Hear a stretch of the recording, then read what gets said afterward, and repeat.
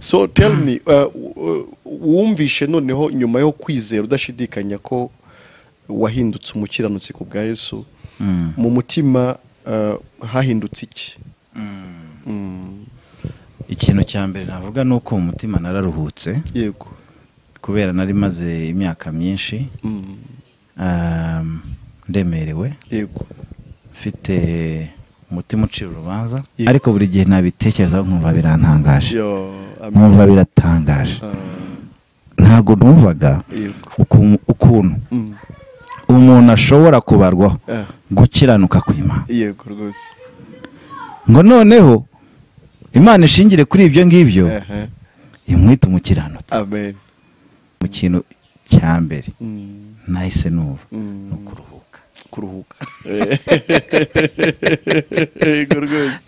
Noneho n'amahoro ntarimenyereye.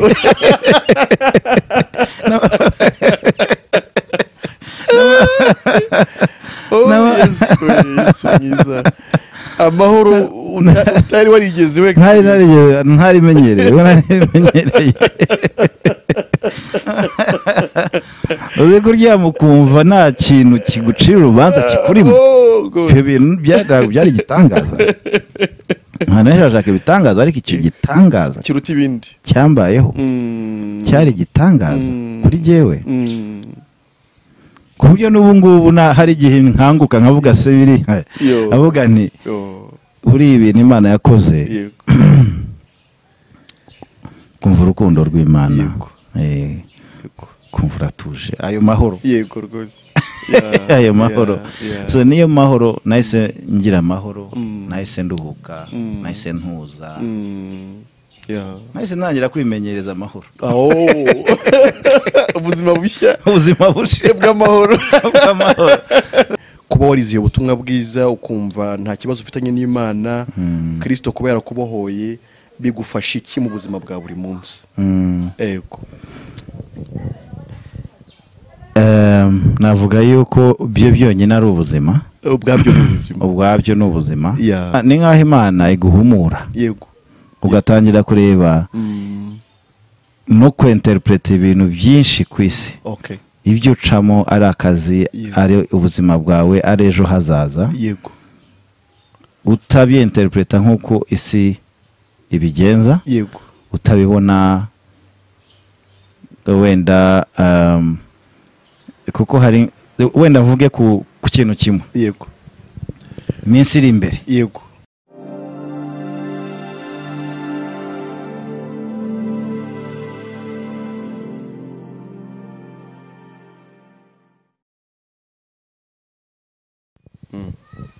Turabasuhuje abakunzi b'ibiganiro byacu, mwe mudukurikira kuri channel Ijuruntirikorerwa TV no ku zindi mbuga nkoranyambaga tutambutsa ubutumwa bwiza.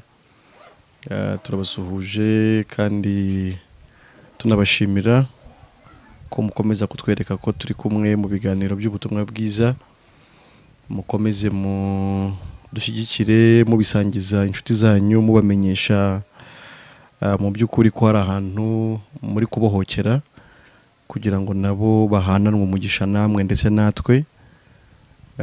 Uyu munsi rero twagiriwe ubuntu bwinshi cyane bwo kwakira umutumirwa mutamenyereye kuri kamera zacu. Turagira ngo abibwire, hanyuma nimumara kumumenya dukomeze ikiganiro kirambuye ariko mwamaze kumenyana. Mwene data ni karibu. Murakoze cyane. Amazina ni Asiimwe Lonard. Abandi umugabo wubatse, mfite umwana umwe. Ndi umukristo, narakijijwe. Izwa n'ubuntu biciye mu kwizera. Yego.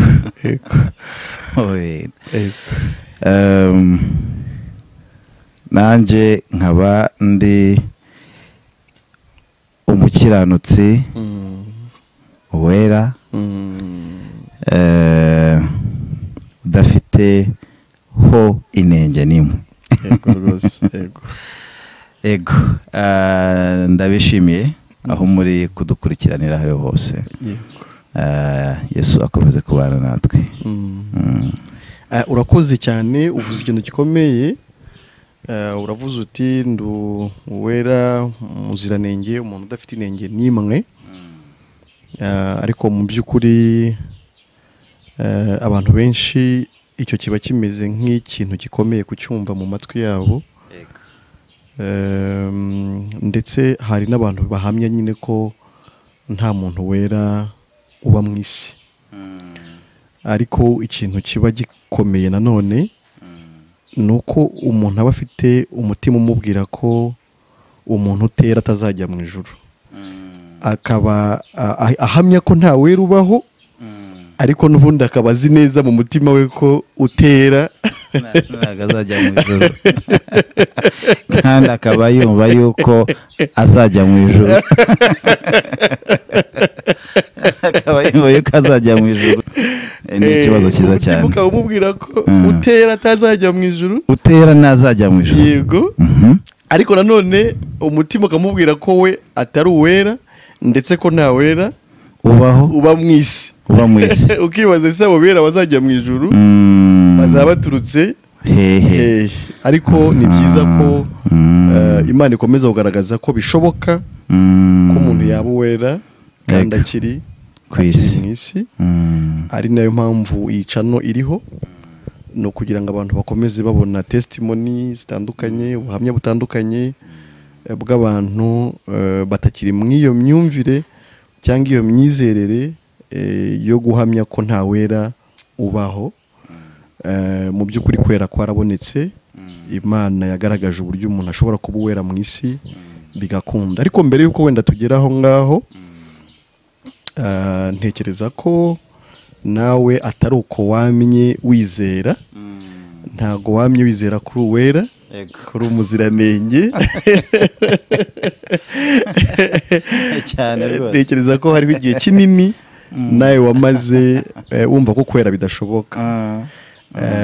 Ndagira ngo rero utunyuriremo muri make nawe imyumvire, imyizerere wari ufite mbere yuko uhura n'iyo message yabatuye umutima wawe ikakugira uwera.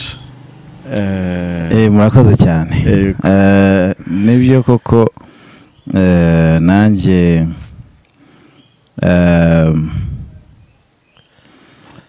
numvaga yego ari ikintu mparanira. Yego tuvugishije kuri abantu benshi nicyo kintu baba bumva, kubera amadini menshi twagiye dukuriramo. Bakako message yabaga irimo by'ukuri, yabaga ikubwira yuko nukomeza kuba umwana mwiza, bakomeza kwitwara neza, ukirinda ikibi, n'igisa nacyo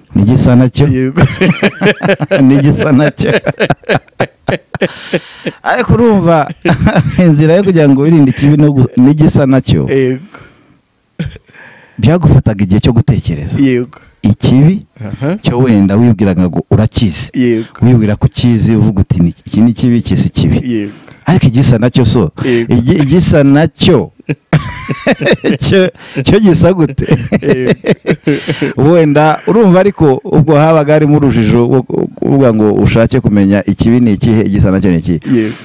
Gusa nanone waba ufite wenda ibyiringiro yo kumva yuko uzagenda utsinda ikibi, ukajya ku kindi nacyo ukagitsinda, ukajya ku kindi, ariko wajya kwitegereza mu by'ukuri ukabona birimo gutinda. Imyaka ibaye myinshi, ku buryo hari n'igihe ndibuka turi kuri kaminuza tugeze kugira impaka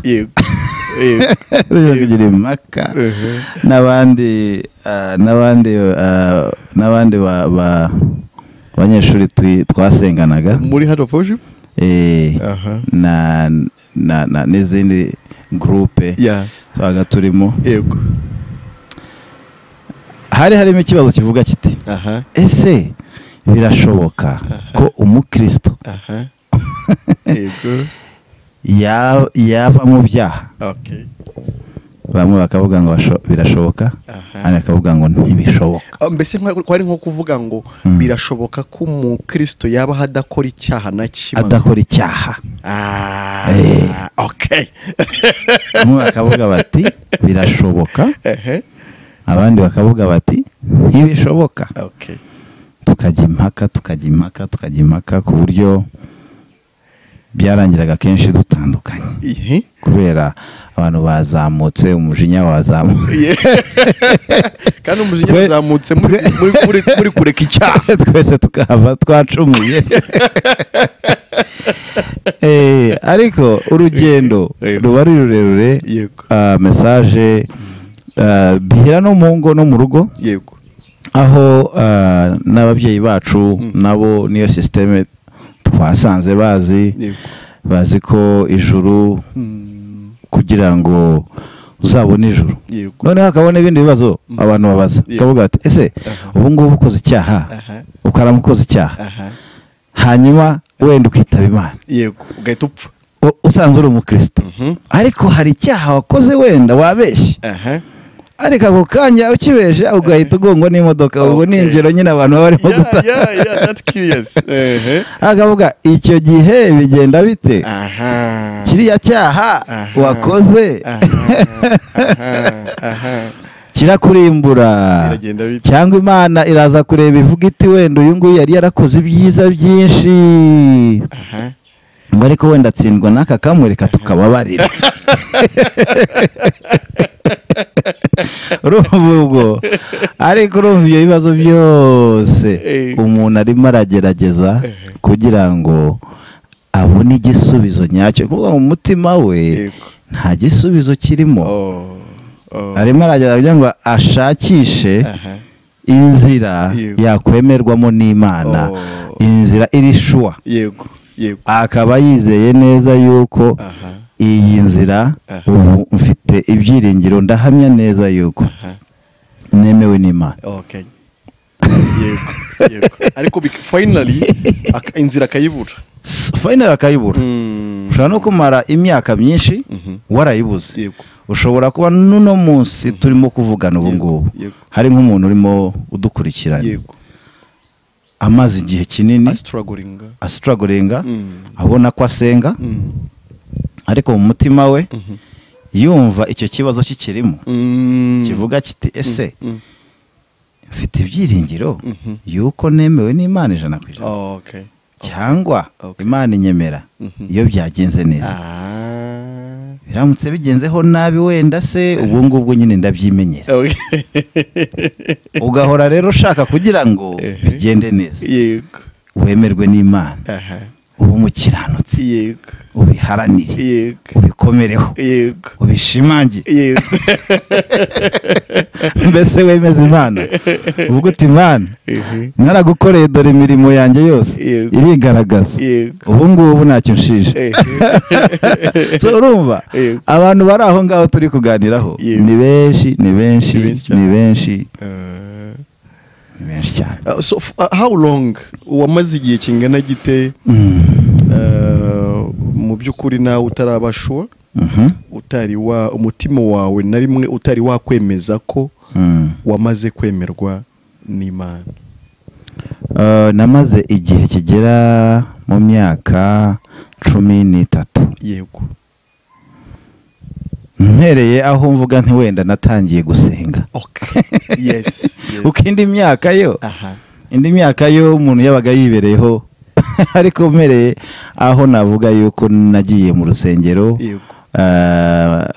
ubuzima bwanjye vuga ko nabuhaye Kristo kuba umwami n'umukiza. Guhera icyo gihe hari hashize imyaka 13. Okay. Iyo nzira nyirimo, numva ndimo guharanira icyambere kwemerwa n'Imana, icyambere guhabwa umugisha, mbese ikindi mbese barimo ibintu byinshi umuntu aharanira bitewe n'inyigisho yagiye yakira bitewe naho wenda yagiye asengera, itorero yagiye abarimo. so abantu rero baba bafite ibintu byinshi baharanira ariko mbere na mbere urebye bose baba bagira ngo amaherezo nzajye mu ijuru. So wamaze iyo myaka 13 uri committed mu by'ukuri mu by'Imana, utaryarya, wumva umutima wawe wose nta kindi ushaka cy'ingenzi cyangwa kiruta ibindi ari uko uvuye mu mubiri wajya mu ijuru. Icyo kuryarya cyo kirakomeye. Yego. Kubera umuntu uba wifuza kutaryarya. Yego. Ariko wareba ibikorwa nanone ukigaya. Yego. Ukavuga uti noneho bagakoresha cya cyane tukivuga ngo ngambira gukora ibyiza ariko ikibi kikantanga imbere. Abaroma 7. Noneho akumva icyo cyanditswe wenda kiramuhumurije bitewe nuko acyumva. Bitewe nuko acyumva akumva we ntabwo kiramuhumurije ngo kubera yuko cyanditse muri Bibiliya. Habwerega Bibiliya iravuga iti duhora dushaka gukora ibyiza ariko ibibi bikadutanga imbere. Avuga ati birananditswe. Birananditse. Noneho ugasanga ariko ibyo ngibyo impamvu wenda abantu benshi icyo cyanditswe aba yumva akihishemo nubwo yoba wenda akihishemo mu kutamenya nuko aba yumva aribwo buhamya bwe. Ahora ashaka gukora icyiza kugira ngo yemerwe n'Imana. Akumva muri we afite kwifuza, yifuza gukora neza ariko ikibi gihora kimutanga imbere. Ikibi so ariko umuntu akagenda yumva ko wenda igihe kimwe iki kibi nzakinera. Gusa ikibazo noneho kikaba imyaka ibaye myinshi, igihe kibaye kinini. Maze imyaka 20, 30, 40, 50 ushaka kunesha iki kibi ariko sindageraho numva nakinesheje. Ese icyo gihe bigenda bite? Kandi wakoresheje your maximum effort wayikoresheje. Niba ari kwiyiriza ubusa wirije ubusa, niba ari gusenga iminsi 40 wayisenze, niba tureba zigiyemo, niba ari mbese wagera ubuvumo wagerageje ubutayu nta hantu utagiye, nta masengesho utasenze, mu by'ukuri babona kwitana na prayer warrior. Kwitana prayer warrior bashaka umuntu usenga bakaba ariho reference. Twamwita gute prayer warrior mu Kinyarwanda? Babita binginzi ariko mu by'ukuri ugiye kurivuga neza mu bimbere cyangwa se intwari yo gusenga n'umurwanyi mu gusenga, ni nk'umuntu ufata intwaro yisengesha niyo akoresha. Exactly, aho ngaho rwose. Noneho ariko tuvuze icyo gusenga bituma nibuka ko actually niyo abantu bagiye gusenga akenshi aho baba bagiye gusengera hose bafata umwanya utari mutoya wo kubanza kwiyeza. Utari muto. Ikibazo rero kibamaho, habaho ikibazo cyo hari n'igihe umuntu aba yumva yiyejeje yego ariko amasaha yagiye atarageraho yumva ko yeza. Kubera nabyo babiha igihe. Urumva ugiruje mu rusengero ugiye gusenga, wenda uje utinzemo amateraniro yanatangiye, hari indi gahunda igiye gukurikiraho, donc ufite igihe kingana wenda iminota runaka ugomba kuba wiyejeje ukamakinga sure yuko weze kugira ngo ujye wenda mu kuramya no guhimbaza uri uwera, kuko nibwo Imana izemera kuramya kwawe yego noneho umva hari ibintu byinshi kuvuga ngo ntuzamura amaboko utari uwera ni ikizira imbere y'Imana yego none iyo minota ingaho uba ufite ni gute wemezwa ko wejejwe n'iryo sengesho wakoze iyo assurance ntabwo ibihari ntayo umuntu apfa kwizera ati wenda ubwo ariko hari nuza wenda afite ikibazo gikomeye afite umutima umucira urubanza yego ku buryo amara ngewe nigeze kugiraho umutima uncira urubanza kumara imyaka 5 yego 5 yuzuye ku kintu kimwe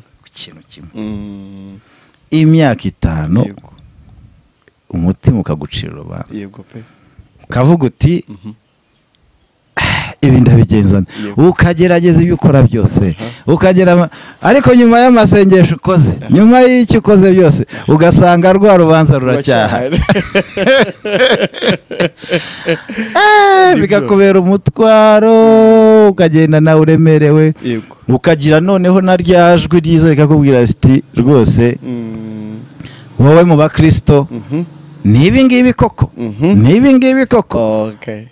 ariko urumva umuntu abagira ngo arimo kurwana kugira ngo agere so niho usanga rero n'abantu benshi bageraho bakananirwa umuntu agatsindwa akavuga ati aho kugira ngo nkomeze muri ibi ngibi ntatsinda ntabona kuko umuntu atangira wenda afite ibyiringiro yuko umunsi umwe azanesha iki cyaha bikagera aho ngaho agatangira ibyiringiro bigatangira gucika intege agatangira kubona yuko n'ubundi umuntu nashaka yikorera ibyaha wenda ubwo azasenge igihe nikigera yarakuze yarageze gute ariko kubera iki abantu benshi barananiwe abantu benshi bahanganye n'ibyaha kandi birabatsinda bibatsindira aho bita mu rusengero bibatsindira mu mirimo baragerageje ngiye hari abantu nzi bagerageje pe kuko ngewe buriya abantu benshi bagiye tubana habagamo umuntu ubona utuye nguyu rwose we aragerageza pe n'umuworiye aragerageza pe ariko n'uwo nguwo ugerageza yageraga aho ngaho nyuma y'imyaka runaka mukabona hajemo ikintu cy'urujijo mukabona hajemo gucika intege mukabona yisubiriye mu byo yitaga ibyaha urumva ariho bavuga ngo umuntu yaguye aho umuntu yagize gute yasubiye inyuma cyangwa yaguye urumva kubera iki kubera yuko iyo ntambara abantu benshi babana nayo abantu benshi babana nayo akarwana akagera aho ngaho ariko mu by'ukuri ikintu kiba cyarabuze umutima w'umuntu ni cya kindi uhura umwereka yuko ibi bintu nubwo bikoze haracyarimo ikintu kikubwira yuko nta gisubizo kibirimo actually ni uko umuntu aba anyuze mu nzira itari yo ni uko umuntu aba umuntu aba yize mu nzira itari yo ariko noneho utayizi ko atari yo ariko ugategereza ko uzagera kuri destination ugaheba somehow wenda ko abantu benshi babagaho burya mu byiringiro bavuga ngo kuko hari imvugo ujya wumva abantu bavuga ngo Imana iramutse ije muri iyi minsi ntagenda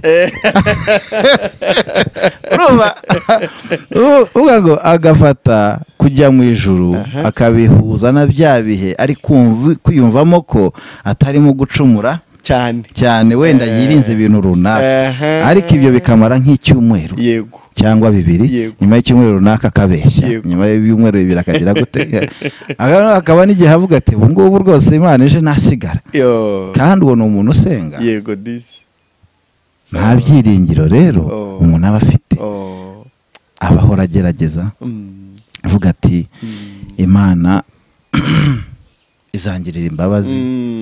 Imana iza akavuga nk'ibintu bizaba nk'ibintu bitaraba.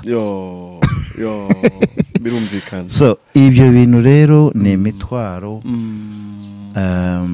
abantu benshi bikoreye, abantu benshi batazi ko babigenza, benshi baranacecetse kubera nta nubwo bagira abo babiganiriraho nabo. So ibyo ni ibibazo byose bihari ku mukristo, umuntu wita umukristo. Ariko ni nayo mpamvu y'ibi biganiro. Nayo mpamvu y'ibi biganiro. Imana ishimwe. Ni nayo mpamvu y'ibiganiro. Ni nayo mpamvu y'ibiganiro. Buri biganiro biba byiza. Ko ngewe akenshi nk'iyo ngiye ahantu mu ntara, kenshi nkunze nko gufata ikiganiro nkagishiramo, nkagenda numva, ukagenda wumva, ukagenda so nuvuga ngo ikiganiro kirenga wenda kuba ugiye mu rusengero. Waba uri mu rugo iwawe, waba utwaye imodoka ugiye ku kazi, waba ugiye mu ntara, waba wicaye, waba ushaka kuruhuka nimugoroba ukishiriramo YouTube, hose ibiganiro buriya nivuga ubutumwa rikomeye cyane. Rikomeye cyane. Tunagushimira nawe ko uyu munsi wifuje gutanga uruhare rwawe kugira ngo abantu barusheho kumenya ukuri. Yego. Wamaze rero iyo myaka 13 by'ukuri nawe utazi yuva, utazi niyujya, ahubwo uri mu rujijo rwo kumva ko wakijijwe ariko icyo wakize nawe utakizi neza. Ako kantu karakomeye. Umuntu yumva yarakijijwe, yarakiriye Yesu nk'umwami n'umukiza, ariko atazi icyo Yesu yaba yaramukijije mu by'ukuri. Akenshi iyo ubajije umuntu ati se wakijijwe iki, akubwira ko yakijijwe ibyaha, ashingiye kuri bimwe na bimwe yakoraga kera atagikora. Ariko wamubaza ati si ibyaha byose ntabyo ugikora, kwate nose hari ibihari. Turumva kuva umuntu acyambaye umubiri. Umuntu acyambaye umubiri, tukiri mu mubiri tuzakomeza gucumura. So aho ngaho rero ikibazo kikaba none se ibyiringiro biri hehe ko tuvuga yuko nese tudacumura? Nibwo tuzajya mu ijuru. Ubwo se ijuru rizagibwamo nande? Ibyo nicyo kibazo tugomba kubaza. Iryo juru rizagibwamo nande? Ese birashoboka? Nibishoboka? Urumva ko urujijo naho ruri. Kuri benshi rurahari. Yego pe. Rurahari. Nuwo tuvuga yuko ari umukiza, ntitwamwemereye gukiza. Nuwo tuvuga yuko ari umukiza wacu, ubanza hari ahantu atakijije. Ubanza wenda kugukiza hari aho kutagera. Tikwakemuye ikibazo nyirizina umuntu. Ntabwo kwakemuye ikibazo gihari. Tuva ko umukiza tumwemera, yaradukijije, ariko ikibazo kiracyahari. Turacyarwaye. Indwara iracyahari. Ikibazo kiracyahari nubwo umukiza yadukijije. Ubwo se uwo mukiza yakijije iki? Uwo murwanya ahubwo ukibaza ngo ese ubwo ni ikibazo cy'umukiza utarakoze icyo yagombaga gukora ngo akinoze, cyangwa ni ikibazo cy'uko abantu batamenye by'ukuri umurimo umukiza yakoze? Hari umurimo yakoze, hari nuko yawukoze. Noneho ugasanga uko yawukoze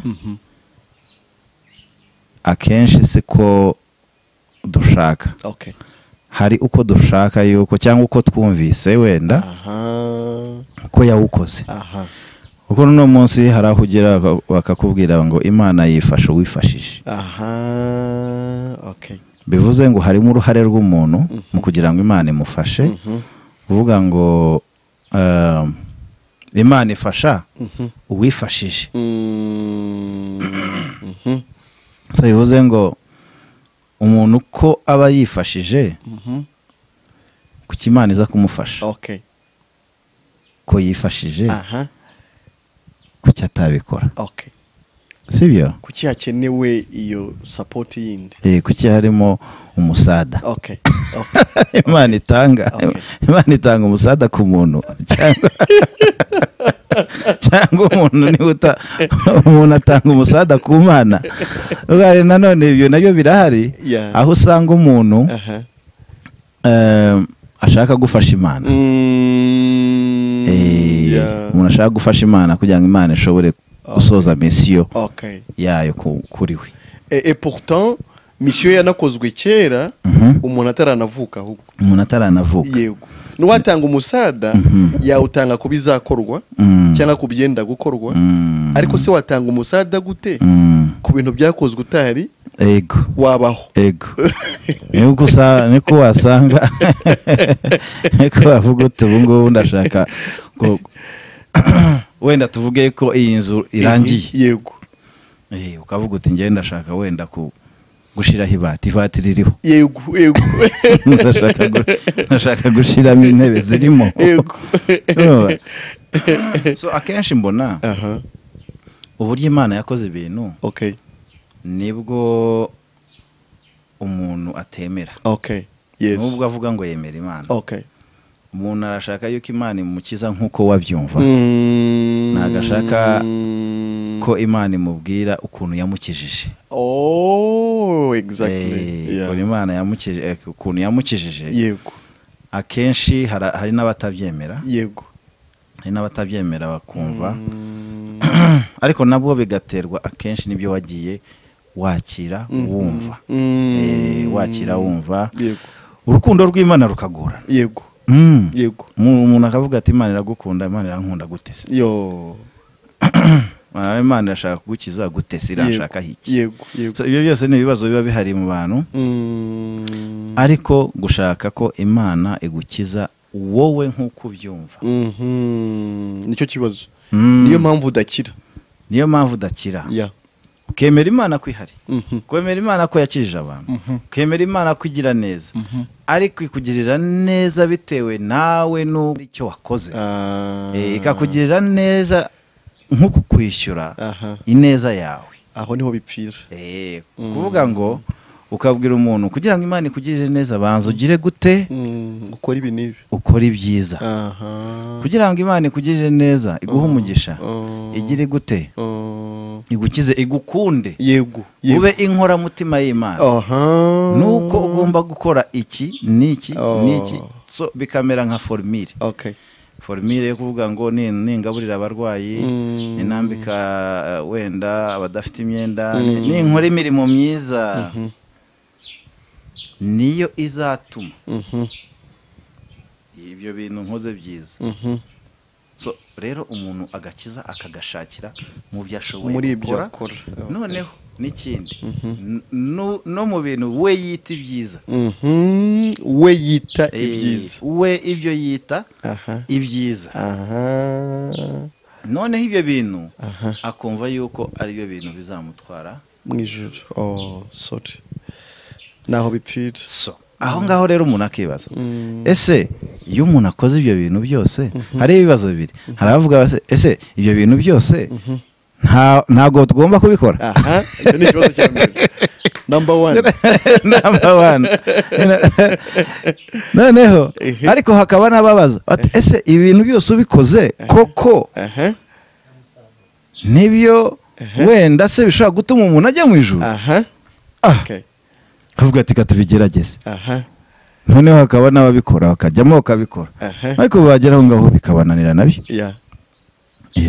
yego watangiye uri muri korari ukayivamo ujya gusenga cyane ucika intege yego kundaga gusoma Bibiliya birakunanira kundaga kwenda kujyana na groupe zigaburira abarwayi kwa muganga ucika intege wenda bigera aho ngaho nabyo bivamo ujya mu kazi byitwa ko wabaye bize ntukibona umwanya wenda bitangira uvuga uti sinkibona umwanya ariko nzajya nkora contribution nkanga amafaranga contribution kagera aho ngaho akabura ukavuga uti wenda hajemo izindi nshingano so mu by'ukuri bya bintu byose wowe wumvaga yuko ariyo bishobora vamo imirimo myiza ituma ujya mu ijuru wakwireba nyuma y'imyaka 5-10 ugasanga kimwe kuri kimwe hari ukuntu byagiye wagiye utabyitwaramo neza. Okay bya byiringiro rero bikabura bya byiringiro ukaga muvuga uti naho Imana ariko ubu turimo turavuga ukuntu umuntu amara ubuzima mu kintu cyitwa ubukristo ariko afite ibibazo yibaza ibintu byinshi nta nzira abona kandi Bibiliya yatuwe ko inzira ihari. Tukiri aho ngaho mu by'ukuri hari ikintu kibi mu ino si cyaruta kubaho wumva uri umukristo unagerageza gukora ibyo bakubwira ukwiye gukora nk'umukristo ariko ukaba nta byiringiro ufite byo kuzajya mu ijuru. Mu by'ukuri hari ikintu kibi kibaho cyaruta icyo gutunga umutima umeze utyo. Ni umutwaro ukomeye niko nabyita. Yego. Kandi uwo mutwaro abantu barawufite benshi. Hari abawubashizeho. Yego kuko tugiye kuvugisha ukuri abantu benshi uwo mutwaro barawufite. Yego. Hariho n'umukristo ariko nagazi niba wenda azanajya mu ijuru. Yego nta nubwo none n'ikindi kirenze ibyo nta nubwo atekereza ko bishoboka ko umuntu yaba afite ibyiringiro bidasubirwaho. Azi ko uko bamubwiye uko abyumva ijuru ni amahirwe nugira Imana uzaribona ariko biranashoboka yuko warimbuka ngo muri option zose tuba dufite iyo nayo bihari kuri table ntugasti kuri menu kuri menu yo option irahari yavuga uti egera amahirwe Imana izanyakira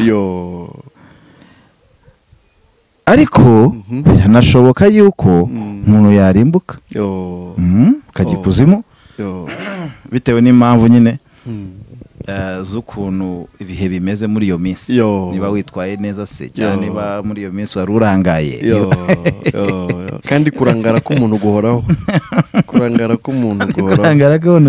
so rero ugasanga abantu barahari bakiriye iyo eta yo kumva yuko birashoboka ariko hari n'igihe bitashoboka tubyakire bimere gutyo ningira amahirwe nzajya mu ijuru nintayagira ubwo kurimbuka nabyo birashoboka. abantu barahari benshi bari muri iyo state. Nibyo rwose.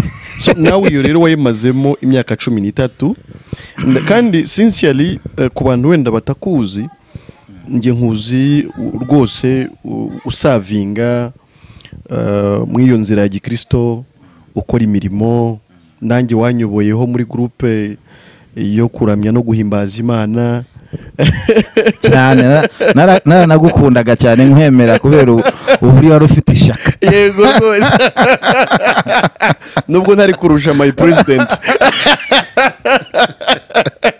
ishaka yari rihari nubwo ntari kurusha umuyobozi wanjye rwose warasavinze igihe kinini nkuko nabandi nyine bari muri service barimo baragerageza gukora imirimo myinshi nawe warayikoze pe.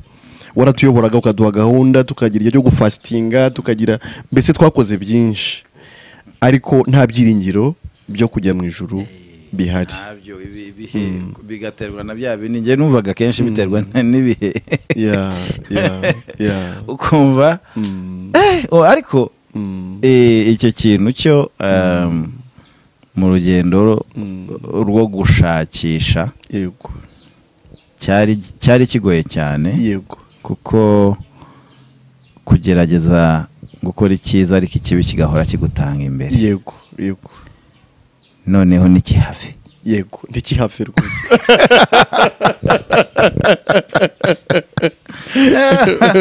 Urumva rwose kigahora kigutanga imbere kikanga kuhava.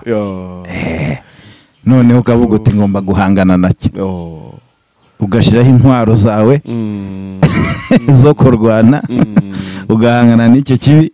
Niba ari karani ukazijyamo, niba ari inshuti mbi kuzivamo ukagerageza, niba ari mbese ukagerageza gushiraho uburyo bwawe bwo guhangana n'icyaha no kugitsinda. Yego pe. So akenshi rero nibyo twavugaga kare, ese uyu mukiza tuba tugerageza gushimisha yadufashije? Reka tujye aho ngaho. Igihe rero cyaragize, noneho umenya amakuru y'ukuri ava ku Mana, bitandukanye wenda n'ibyo abantu bari baragiye bakubwira, ariko bitahuraga n'ikimana ubwayo iyo yavuze. Noneho uza kugeraho umenya ikimana yavuze, wari ukeneye kwizera kugira ngo noneho ube uriho ufite ibyiringiro bizima byo kuzajya mu ijuru. Icyambere kwizera bya numvaga wenda ndakivuga kubera nzi yuko wenda sijye jyenyine. Yego. Kuvuga ngo kino cyambere nabanje gufata iminsi yo gutekerezaho. Yego. Kuvuga ese kwizera gusa bishobora gutuma iki kintu kindemereye gihagarara? Yego. Kivaho? Yego. Ntacyo nkoze okay, kugira ngo niyumvishe ko buriya nababwiyeho imyaka 5 namaze mfite uwo mutima uncira urubanza. Wenda nabita yuko ari Imana yari yarampaye iyo myaka 5 ivuga iti gerageza. Yego. Kuko naragerageje. Yego. Shakisha inshuti, shakisha abantu, ndagerageza kuri yo, ndara ntekereza uburyo ndi butsinde iki ko cyari kindemereye. Yego. Ariko buri gihe nkageraho numva ncitse intege. Yego. Nkageraho numva ncitse intege. Nkageraho numva nagerageje ariko ncitse intege. Yego. Noneho ntangira kuvuga ati ndumva ntsinzwe. Yego. Ariko nubwo ndimo kuvuga ngo natsinzwe, nta gisubizo mfite cyo kuvuga ngo natsinzwe noneho reka n'Imana imfashe. Okay. Oya, avuga niba ntsinzwe ubwo nakundi. Yego. Kuko ntsinzwe gushimisha Imana. Yego. So icyo kintu cyo kwizera. Yego. Kumva ngo uri bwizera Imana. Hanyuma iki kintu waruhanganye nacyo imyaka 5. Nicyo kintu nafashe iminsi 2 maze kugeraho ntangire, kuko mu by'ukuri ni ikintu ndimo gusoma Bibiliya. Yego. Bisanzwe ngira ku ijambo riri mu Bakorinto wa 2:5, njyango ni nko ku murongo wa 19 aho cya 20, havuga yuko Imana itari kirimo kubaraho abakoraga ibyaha, ntabwo yarimo kubabaraho ibyaha. Kuri ntuba 2:5 19 kuko muri Kristo ariho Imana yiyungiye n'abari mu isi, ntiyabikibabaraho, ntiyaba ikibabaraho ibyaha byabo. So icyo kintu maze kugisoma ndavuga se koko Imana ntago kuko icyo gihe ikintu nari mpanganye nacyo cyari icyaha cyanjye. Yego. Mvuga se naba narakomeje iki cyaha nkakibaraho, nkahangana nacyo, nkashaka kukinesha, nkaba nciye muri iyi myaka 5 yose mpanganye n'iki kintu, Imana itakimbaraho. Yego. Maze kubyumva navuga nise birashoboka ko nawe nabaze imyaka 5 mpanganye n'ikintu Imana itambaraho. Yego. Umva naneho ndavuga ni ibintu nimba ari byo ndaza kumirwa. Yego.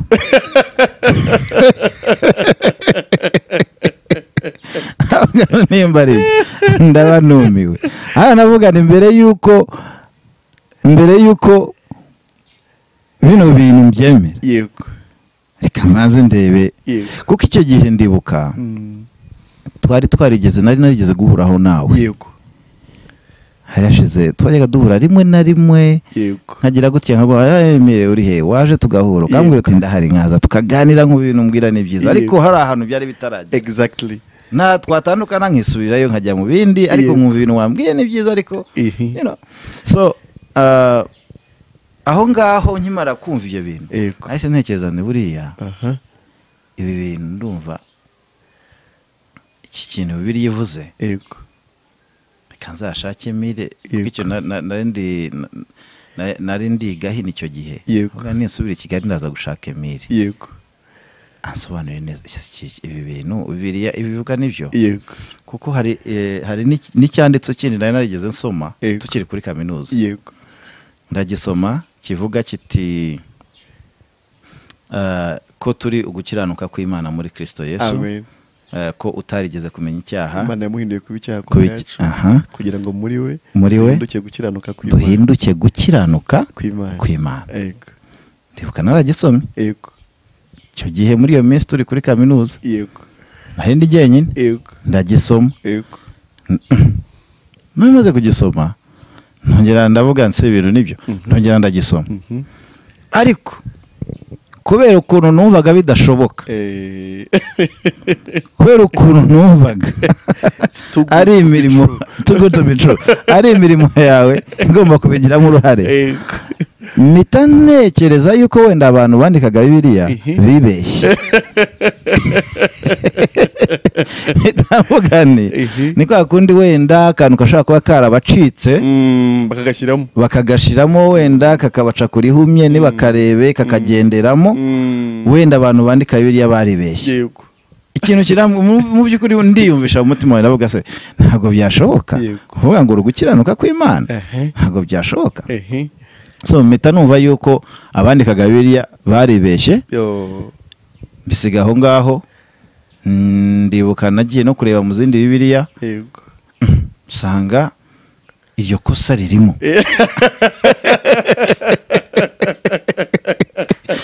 icyo gihe byari byiza birenze ibyo wakwemera ko ari ukuri ntabwo numvaga ko bishoboka numvaga bidashoboka uvuga ngo urugukiranuka kw'Imana najya kureba izindi Bibiliya nkasanga iyo kosa ririmo nanga baravuga gukiranuka kw'Imana yego none icyo gihe kubera ko umuntu waba udafite n'umuntu wabaza uzi yego icyo gihe ni kera numvaga icyo gihe ni nko muri 2010 gutyo numva ari nka 2010 gutyo muri iyo minsi yego mpita numva ko bidashoboka mpita numva ko abantu bandika Bibiliya wenda baribeshye ndabirenga mbirengaho njya ku bindi wenda nshobora gushigera no gusobanukirwa nibwira ko nsobanukiwe yego ariko icyo ndakihorera kubera iki ntago numvaga ko bishoboka yego se kuba gukiranuka kw'Imana birashoboka numvaga ari ikosa bakoze muri Bibiliya yego yego nk'uko abantu benshi no munsi bameze nk'uko nari meze yego batakwibwira ngo kubarwaho gukiranuka kw'Imana yego bishoboka yego kuko icyo kintu cyonyine umaze ukagitekerezaho ukavuga uti bitewe n'ukuntu numva ugukiranuka kw'Imana ukuntu Imana ari itagira inenge yego ukuntu Imana iri perfect yego kuvuga ngo rero njyewe ndi perfect kandi mu mutwe wawe uzi ko ugomba kubiharanira yego niyo mpamvu numvaga cya cyanditse bakoze kosa yego numvaga nabakosora wenda avuga se kuvuga ngo to be the righteousness of God nuga wenda se bashaka kuvuga the righteous ones niyo ese wenda hari nk'akantu basimbutsa kugira ngo ibintu bisobanuke kugira ngo ibintu bisobanuke ariko abantu benshi ndabizi ko bahari yego benshi cyane batakumva yuko ubu ngubu muri Kristo Yesu babazweho gukiranuka kw'Imana amen bidasubirwaho amen kandi benshi muri bo bita aba Kristo. Nibyo. Nawe icyo gihe rero niryo jambo riragaruka. Icyo gihe nyuma icyo gihe hari muri 2017. Yego. Maze gusomya ibyo bintu kuvuga yuko Imana itari irimo kuba muri Kristo Yesu. Nta muntu Imana irimo kubaraho icyaha. Yego. Ngiye maze muri Kristo Yesu imyaka 13. Yego. Nibaraho ibyaha. Yego. Nibaraho icyaha. Yego. Nibaraho icyaha. Ese ibi bintu ndimo kubyibaraho Imana itarimo mu by'ukuri icyo cyanditswe. Yego. Niyo navuga ngo yari turning point muri jewe. Niba imbarutso. Niba imbarutso. Yo kuvuga nti ibi bintu nimba ari byo. Sinzi ukuntu ndi byitwaremo. Ariko ngumva muri jewe ndacyafite ikintu cyo kuvuga ngo ahari nshobora kuba nibeshye. Reka nsobanukirwe neza iki kintu. Ariko nanone nasoma biri nkabona nibyo. Buriya gihe usoma icyanditse ukabona nicyo. Wagisubiramo ukabona nicyo. Ukibwira uti wenda wagisomye nabi. Ejo mu gitondo ukabyuka ugasanga kiracyari cyacu. Yego. Noneho ndibuka muri iyo minsi. Yego. Ngeze kugushaka. Tugerageza twicara ahantu muri KCT. Yego, mu mujyi. Mu mujyi. Turicara. Noneho nari natangiye kubyemera. Yego. Ariko mvuga nti ko maze imyaka mparanira imirimo myiza nkora. Ubu ibi ngibi nindamuka mbyemeye ubuzima bwanjye buraza kuba bumeze buti. Nkumva sinzi ahantu ngiye kwerekeza. Nkumva namenyereye imirimo, namenyeye kuyikora. Nibambwira ngo ntago uri bukora imirimo gushimisha Imana, nkumva ubwo buzima ndibuka nicyo kibazo cya mbere nari ngufite. Ndibuka nyuma yaho tumaze kuganira avuga se umuntu arabigenza ati. Umuntu bigenda bite iyo amaze kwemera akabarwaho gukiranuka kw'Imana, umuntu akaba atakirimo gukorera gukiranuka, akaba atakirimo gukorera ijuru kugira ngo azinjire mu ijuru biciye mu mirimo yiwe. Ubwo se abahati kuko no gusenga no kujya mu rusengero twajyagayo kugira ngo twemerwe n'Imana. Kugira ngo Imana ibone ko washizemo effort yo kugira ngo ujye mu rusengero. Iteko ivuga iti nibura aragerage. Oh my God. Kandi iyo bintu buriya turi kuvuga nk'amateka. Ariko hari abantu uno munsi bayibayemo gutyo neza turimo kuvuga. Nibyo n'ubuzima. N'ubuzima bwa benshi. Ni shared story. Ni shared story. Umuntu akaba arimo kujya ku rusengero. Wenda nejo bundi turi mu minsi ya Noheli akaba yaragiye ku rusengero kuri Noheli. Yego. Kavuga ati ngiye iyo nsenze kuri Noheli mba numva mu mutima ameze neza. Kubera iki? Yumva ko yagiye mu rusengero none Imana yamurebye neza.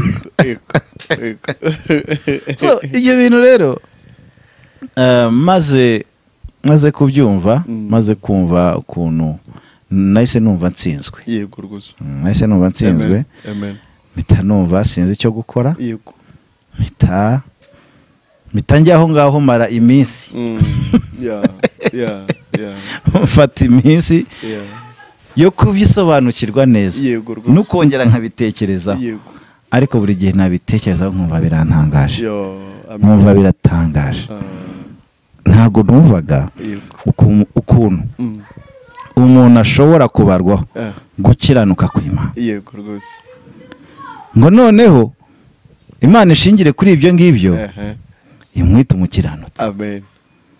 Numvaga gukiranuka aho biva bikagera ugomba kubiharanira. None ikindi cya kabiri kumva ngo Imana itubara muri Kristo. Yego. Ntarabyumvaga mu by'ukuri ariko sinajyaga mbisobanukirwa. Yego. Nkumva Kristo arahari ariko wowe kuba uri muri Kristo ni kwa kundi waramwemeye ariko bikagarukira aho. Yego. Kristo ni Kristo nanjye ni jye. ntago turi umwe. Yego. So utwo tuntu rero dutoya umuntu aba yaragiye yumva iyo ufashe umwanya wo kubitekerezaho Yego. tangira biba imbarutso Yego. yo kubaza n'ibindi bibazo gusa wenda abantu benshi bakaba badafite n'uwo babaza wenda uwo babaza ni wa wundi ushimangira ko bakomeza gukora. So ubwo ariko mu nzira z'Imana, mu nzira zayo umuntu buriya yatangiye kwibaza gutyo hari ikintu kiba gitangiye muri we. Nibyo ntihagende hashira iminsi hagire gute uwo muntu abazagwa nko ku kigisho nk'iki ngiki. Nibyo rwose akamurikirwa noneho akava mu mwijima, akamurikirwa agakurikira iki akakivaho akajya ku kindi akakivaho akajya ku kindi. Ndibuka hari abantu nahaye inyigisho ubuhamya bumwe ugeze gutanga kuri YouTube twicaye, kuko hari igihe uba wicaranye n'abantu ibintu nk'ibi ngibi bikazamuka, ibibazo bikazamuka, ariko ukitonda neza ukababwira uti reka twumve iki kiganiro mufite umwanya, mukicara mukacyumva. Kubera iki? Kubera yuko nawe ugerageza kugira ngo basobanukirwe, bagire ibintu bamenya, bamenye ubutumwa bwiza. Ese Imana ko tuvuga ngo ubutumwa bwiza, kuki tutabona ubwo bwiza bw'ubutumwa? Aho wenda twakabwise ubutumwa naho bwiza bikarangiriraho, ariko kubwita ubutumwa bwiza ariko ntitubone ntibugaragare, cyangwa ubwo bwiza tukabona ni ubwiza busanzwe ukumva ko wenda wemeye Imana ubu ngubu Imana izakugirira neza, mbese nk'uko n'umubyeyi wawe yakugirira neza. So bitewe n'ukuntu umuntu aba yarakuze asobanukiwe ineza. Rero ubwo bwiza, iyo pariti yo kuvuga ngo ubutumwa bwiza, ubutumwa bwiza, cyangwa tukabona ubutumwa bwiza ariko iyo neza y'ubutumwa hari ahantu igarukira, hari n'aho itarenga, hari n'aho igomba wenda Imana igomba kukugeza hasigaye ukirwariza. So tell me, wumvishe noneho nyuma yo kwizera udashidikanya ko wahindutse umukiranutsi ku bwa Yesu, mu mutima hahindutse iki? Ikintu cya mbere navuga nuko mu mutima nararuhutse. Yego. Kubera nari maze imyaka myinshi ndemerewe. Yego. Mfite umutima ucira urubanza. Yego. Naragerageje kugira ngo urwo rubanza mba niyumvamo urugende. Yego. Niyunge n'Imana numve mfite amahoro mbese. Yego. Nashakaga amahoro. Yego. Ariko ngiye hagati yanjye n'Imana na amahoro. Na amahoro ahari kubera ntarakemura iki kibazo cyanjye, nkumva ni jyewe ushaka kukikemurira. So rero byambereye umutwaro munini cyane ku buryo nkimara kumenya ibi bintu mu kintu cya mbere nahise numva no kuruhuka. Yego rwose. Noneho n'amahoro ntarimenyereye.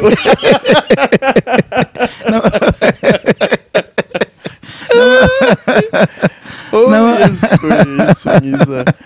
Amahoro utari warigeze we ntarimenyereye. Uzi kuryama ukumva nta kintu kigucira urubanza kikurimo. Ibyo bintu byari igitangaza. Mwana ashaka ibitangaza, ariko icyo gitangaza kiruta ibindi cyambayeho cyari igitangaza kuri jyewe,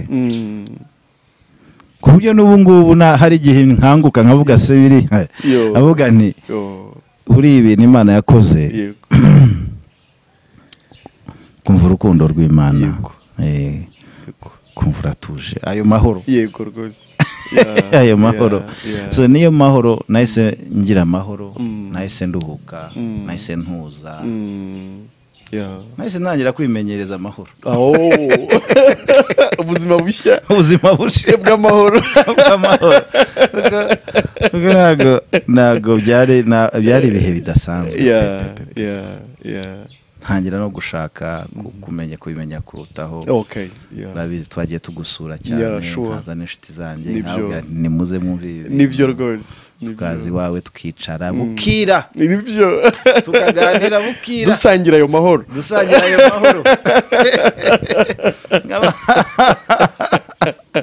Nkaba numva nashije mvuga n'ibintu biranashije,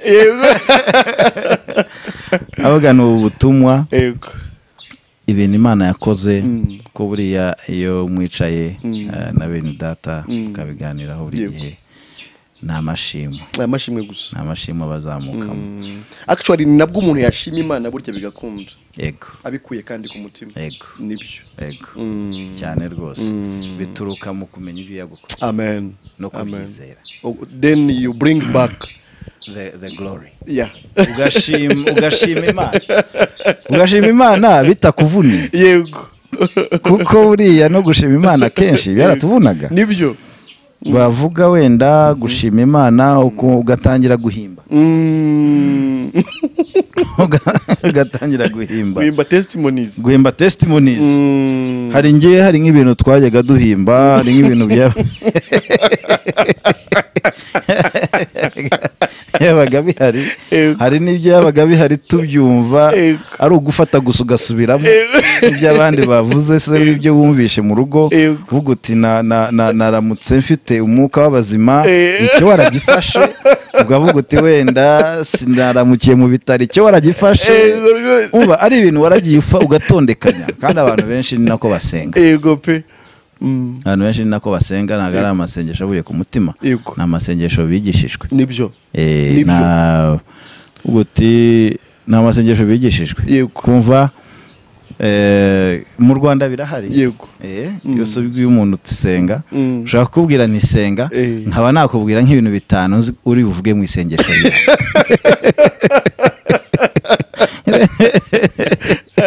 Kubera iki? Ni amasengesho, nibyo urimo kuvuga. Imana nidutera amashimwe. Amen. Ishimwe ntago rifite formule. Nibyo. Ibyo iguteyemo niyo bizamuka nk'amashimwe, ibyo wakiriye wayimenyeho niyo bizamuka nk'amashimwe. Ntago ari ibintu wigishijwe wenda mu rugo cyangwa mu rusengero. Ibyo ni byari bifite uruhare rwabyo, kumva umuntu kwiyumvisha ko wenda wasenze, ariko none yo usobanukiwe gushima. So nibyo rero navugaga icyo gihe, nibyo byambayeho. Numvaga amahoro adasanzwe, ariko nanjye nsanzwe numva amahoro, bavuga amahoro mu rusengero. Yego.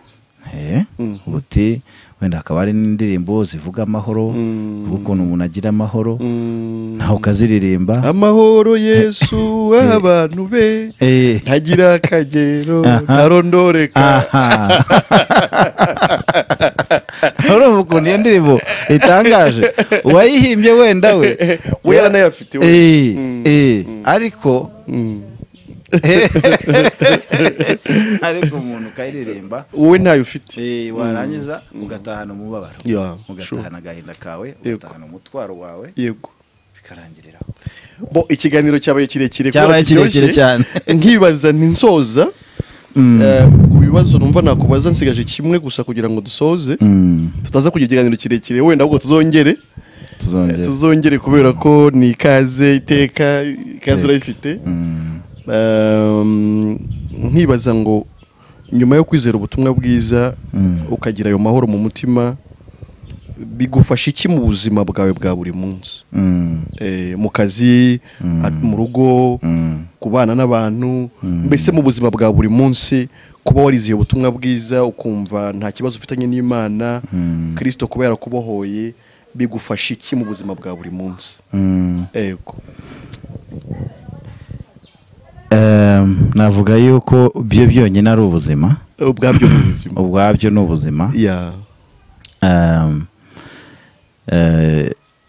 Ariko icyo bigufasha kindi wenda gikomeye, hari ibyo mbese ni nk'aho Imana iguhumura, yego, ugatangira kureba no kwinterpreta ibintu byinshi ku isi. Okay. Ibyo ucamo ari akazi, ari ubuzima bwawe, ari ejo hazaza. Yego. Utabyinterpreta nk'uko isi ibigenza. Yego. Utabibona wenda kuko hari wenda mvuge ku kintu kimwe. Yego. Iminsi iri imbere. Yego. Ko nibo ubwoba twajyaga ejo hazaza. Okay. Twabaga dufite nk'ubwoba bw'ejo hazaza. Yego. Ukavuga uti bishaka kugenda neza. Kandi igihe byagenda nabi. Yego.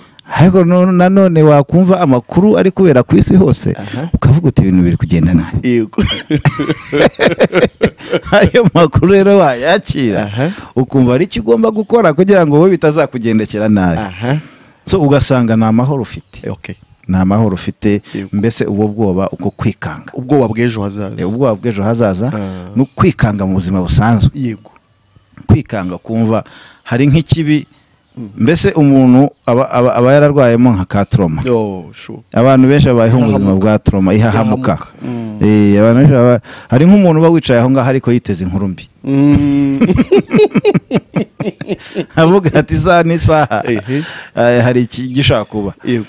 So byamfashije rero gutuza mu buzima, ari n'akazi gakora utuje. Ntabwo bufite ngo wenda ejo baranyirukana, ntabwo bufite kuko hari nk'ubwo umuntu yabaga afite ukibaza naho yabukuye. Ari mu rugo kuba wumva wenda nk'umudamu wawe muba mufite amahoro. So ayo mahoro nayo ingenzi cyane kugira ngo umuntu abeho ubuzima bwiza, ubuzima butuje, ubuzima butikanga, ubuzima bushimangiye, buhamye. So wenda icyo byamfashije gutuza mu buzima. Bimfasha nicyo kintu cyo kwikanga, kutikanga, kubura aho ngaho kumva wenda hari ukuntu bishaka kugenda nabi. Ubu noneho wizeye ko uko byagenda kose ariko Imana iba yabishimiye. Numva ko ayo mu rukundo rw'Imana. Buriya hari n'ibintu byinshi bitari wenda n'ukuntu ibintu ngo byagenze, n'ukuntu wowe ubayeho ubwawe. Kuko ibintu wenda iminsi irahinduka, ariko ikintu kidahinduka muri wowe ku mukristo ni amahoro Imana yaraguhaye agucisha muri byose. So ayo mahoro rero niyaganza, aho kuganzwa na situation, ukaganzwa n'ibibazo, ukaganzwa no kutagira ibyiringiro, ukaganzwa n'ubwoba, ufite amahoro. Kandi ayo mahoro atuma n'ibyo byakagukanze ubona ntago bikanganye. Gutya na gutya. So ayo mahoro aranakuyobora. Nibyo. Aranakuyobora kandi muri byose. Muri byose. So last word, ijambo rya nyuma rero wabwira abakurikiye iki kiganiro cyose kuva gitangira kugeza gisoje, babwira ijambo rya nyuma dusoza iki kiganiro. Ijambo rya nyuma rikomeye navuga wenda ku bantu benshi badukurikiye nuko kwizera Kristo, gukizwa ari ibintu umuntu atagomba guharanira, ahubwo agomba kwizera uwabikoreye akabitunganya, akabiduha nk'impano.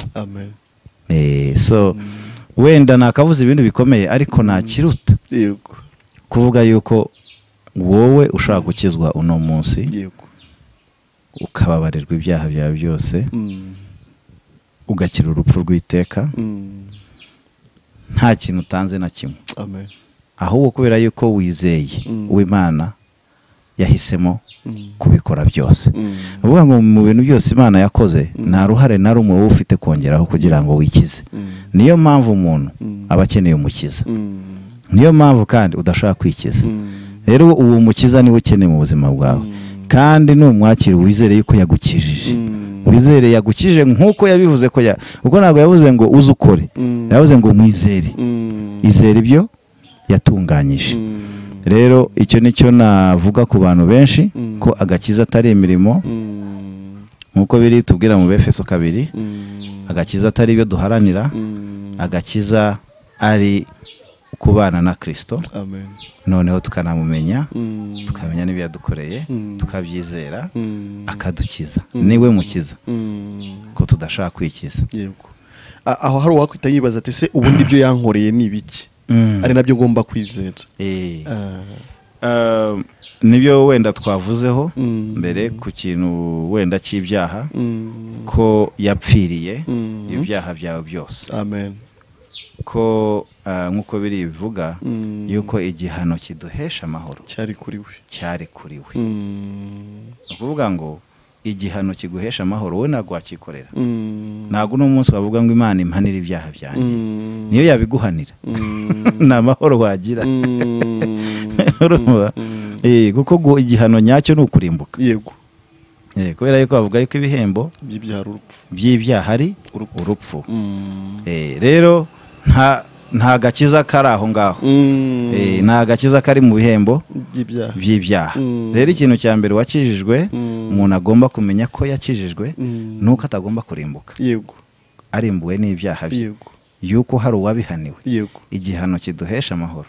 Amen. Cyari kuri we. Amen. Rero iyo mwakiriye Kristo, Yego, ukamwakira mu buzima bwawe, Yego, uba wakiriye ayo mahoro. Amen. Kuko igihano cyo cyarabaye. Amen. Ariko ayo mahoro niyo wasigaje. Yego. Niyo yadusigiye. Yego. Rero iyo ukize, Imana igukijije, ibigukuyeho iyo kamere yose, ibi byose, ibyaha, igihano, urupfu rw'iteka. None kiba gisigaye ni ukumenya ese ko yankijije, ubundi ubu ngubu n'iki kindi muri Kristo yankoreye. Yego. Kuko impano y'agakiza yaje ari impano, ariko kuyisobanukirwa nabyo ni ibindi. Ariko ibyo iyo wakiriye Kristo mu buzima bwawe, ukakira ko yakubabariye, ukakira ko igihano kiduhesha amahoro cyari kuri we, ibindi Imana igenda igufasha ukanabisobanukirwa biciye mu kuntu igenda ikuganiriza n'amateraniro, kugenda ukuntu ugenda uterana na bene data, kumva ubuhamya, kumva ijambo ry'Imana, ugenda urushaho gusobanukirwa no kubinezererwa. Amen. Amen. Dushimiye abadukurikiye, twongera kubibutsa mu by'ukuri gusangiza ibiganiro byacu abandi benshi, kugira ngo dusangire na benshi uyu munezero ubonerwa muri Kristo Yesu. Ibiganiro byacu nakagaruka naho butaha. Bye bye. Murakoze.